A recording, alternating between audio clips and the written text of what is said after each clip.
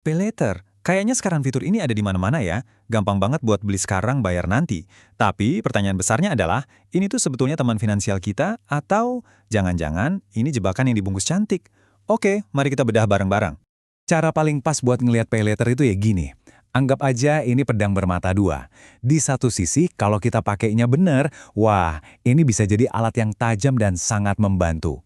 Tapi di sisi lain, kalau kita salah pakai, pedang yang sama bisa melukai kondisi keuangan kita sendiri. Jadi, yuk kita lihat kedua sisi mata pedang ini. Oke, kita mulai dari sisi baiknya dulu ya. Karena ternyata ada loh momen-momen di mana pay later itu bukan cuma berguna, tapi benar-benar bisa jadi pahlawan finansial. Nah, kapan aja tuh?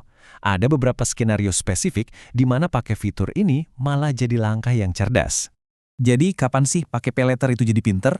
Gini, misalnya buat kebutuhan darurat yang produktif. Bayangin deh, laptop kerja kamu tiba-tiba rusak di tanggal tua. Wah, panik kan? Nah, di situ pay later bisa nolong. Atau buat manajemen arus kas. Manfaatin cicilan bunga 0% biar saldo rekening aman sampai gajian. Dua-duanya ini contoh pemakaian yang cerdas. Bahkan kalau kamu disiplin bayarnya, ini bisa jadi cara buat ngebangun skor kredit yang bagus di mata OJK. Oke, sekarang yuk kita balik mata pedangnya. Disinilah pay later bisa berubah jadi sesuatu yang sering disebut jebakan kelas menengah. Sebuah perangkap yang tanpa kita sadari bisa menjerat banyak banget orang. Jebakan ini biasanya berdiri di atas 3 pilar utama. Pertama, belanja impulsif.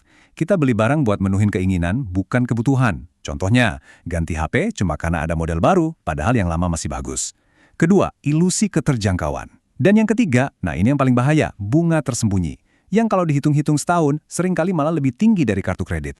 Dan inilah inti masalahnya. Satu cicilan 100.000 sebulan, itu rasanya enteng banget kayak bulu.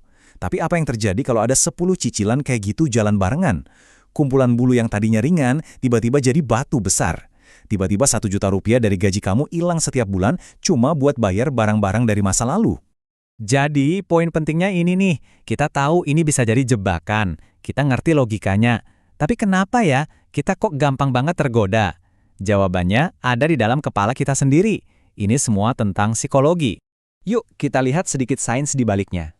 Karena ternyata, ada perbedaan besar banget dalam cara otak kita merespons pas kita bayar pakai uang tunai, dibandingin pas kita cuma klik satu tombol, bayar dengan pay later. Coba deh lihat perbandingan ini. Waktu kita bayar pakai uang tunai, kita langsung ngerasain sakitnya kehilangan uang. Uang fisik di dompet berkurang. Nah, rasa sakit inilah yang mendorong kita buat disiplin. Sebaliknya, pay later itu menunda rasa sakitnya. Pembelian jadi terasa gratis saat itu juga, yang akhirnya malah memicu keputusan-keputusan impulsif. Oke, terus gimana caranya kamu tahu kalau kamu udah melangkah terlalu jauh? Yuk, kita bahas tanda-tanda bahaya yang jelas.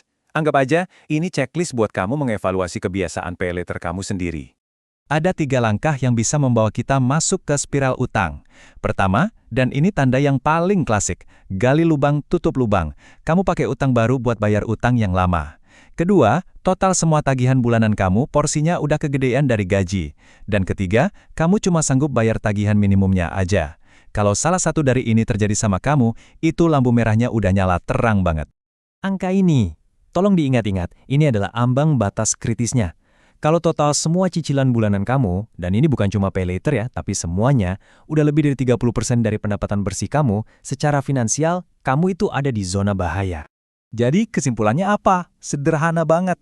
Pay later itu netral, dia cuma sebuah alat. Hasil akhirnya 100% ada di tangan kita. Apakah kita mau menggunakannya dengan disiplin buat kebutuhan, atau kita biarin ego yang mengendalikannya buat gaya hidup?